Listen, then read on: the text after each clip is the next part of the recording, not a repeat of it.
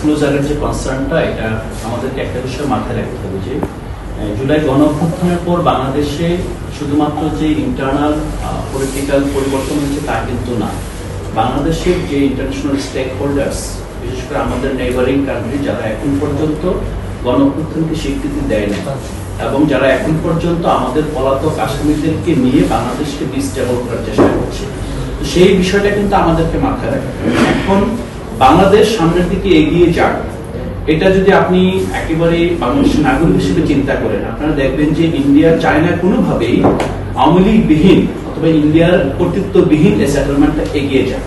সেই জায়গা থেকে আমাদেরকে মাথায় রাখতে হবে যে যখনই কোনো ক্রিটিসিজম আসে, এবং আপনারা দেখবেন মিডিয়াতে, টকশোতে, বিভিন্ন ফোরামে কিছু ব্যক্তিবর্গ আছে যারা সবসময় গিয়ে প্রয়োজনে অপ্রয়োজনে উইদাউট এনি রেফারেন্স একটা বিষয় বলে যে আপনারা তো ইউএসটি নিয়ে কথা বলছেন না, ইউএসটি চুক্তি নিয়ে কথা বলছেন না, অথচ সেই আলোচনা চুক্তির কোনো ইস্যু নেই।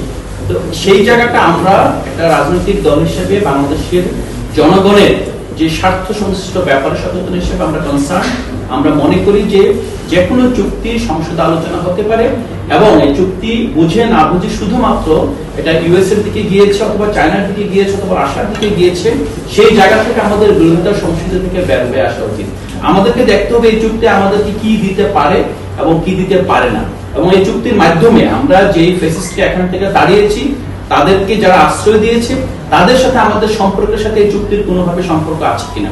আমরা দেখি যে হ্যাঁ, সম্পর্ক আছে, কারণ ইন্ডিয়া সর্বাত্মকভাবে চেষ্টা করছে বাংলাদেশকে নতুন ভাবে তার আয়ত্তে নিয়ে আসার জন্য। সেক্ষেত্রে বাংলাদেশ যদি চায়নার সাথে যায়, ইন্ডিয়ার কনসার্ন, আমেরিকার সাথে গেলেও ইন্ডিয়ার কনসার্ন, আপনারা খেয়াল করে দেখবেন। অথচ চায়না এবং আমেরিকা কিন্তু সারা বিশ্বে এই যে ট্রেড ওয়ার বলেন অথবা ট্যারিফ ওয়ার বলেন, এগুলো কিন্তু মূলত চায়না এবং আমেরিকার মধ্যকার ইস্যু। কিন্তু আপনি যখন বাংলাদেশি হিসেবে চায়না যাবেন, ইন্ডিয়ার গাত্রদাহ, আবার ইউএসএ তে যাবেন, ইন্ডিয়ার গাত্রদাহ।